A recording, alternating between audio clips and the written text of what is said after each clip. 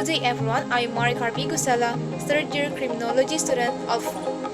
So from this video, I'll be tackling the three topics, which is the Republic Act number 7438, what are the rights of person during custodial investigation, and what is Miranda Doctrine.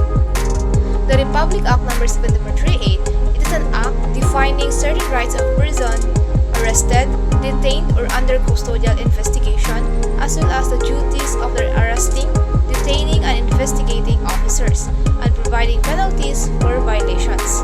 It was approved on April 27, 1992.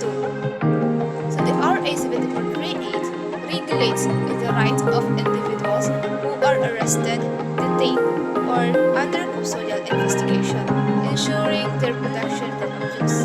It mandates that arrested persons must be informed of their rights, including the right to remain silent and the right to legal consent. This law prohibits torture and coercion in obtaining confessions and sets limits on the detention period without formal charges. Its importance lies in safeguarding human rights, preventing abuse, and ensuring fair treatment within the criminal justice system. The rights of a person during custodial investigation. According to Republic Act 1738 of Section 12, Paragraph 1, states that any person who is under investigation for the commission of an offense shall have the right to be informed of his right to remain silent and to have a competent and independent counsel, preferably of his own choice. If he cannot afford the services of the counsel, he must be provided with one. These rights cannot be waived except in writing and in the presence of his counsel. Under this paragraph 1 says that every person who commits an offense shall be reminded of his right before siya dadalhin sa presinto or sa kanilang police station, that he has the right to remain silent sa kung ano man ang itatanong ng mga law enforcement sa kanya regarding sa kanyang nakumit na offense, and he has the right to have a competent and independent counsel para may legal basis or mag-guide sa kanya sa kung ano man ang tamang isasagot during questioning na hindi nalalabag ang kanya. Paragraph 2 states that no torture, force or violence, threat or intimidation or any other means which violate the free will shall be used against him.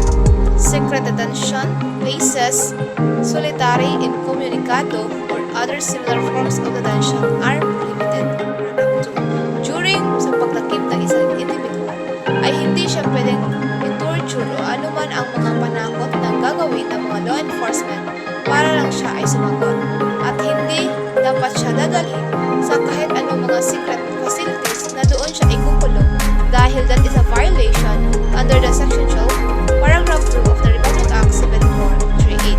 Paragraph 3 states that any confession or admission obtained in violation of this or Section 17 whereof shall be inadmissible as evidence.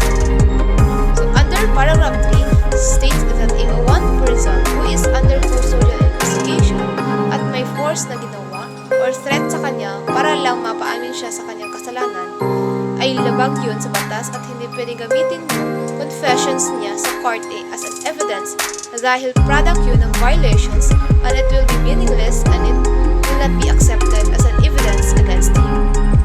Paragraph 4 states that the law shall provide for penal and civil sanctions for violations of this section, as well as compensation and rehabilitation of victims of torture or similar practices and their families. Any law enforcement officers who will violate this section is mananagot sa paglabag ng rights of person during custodial investigation.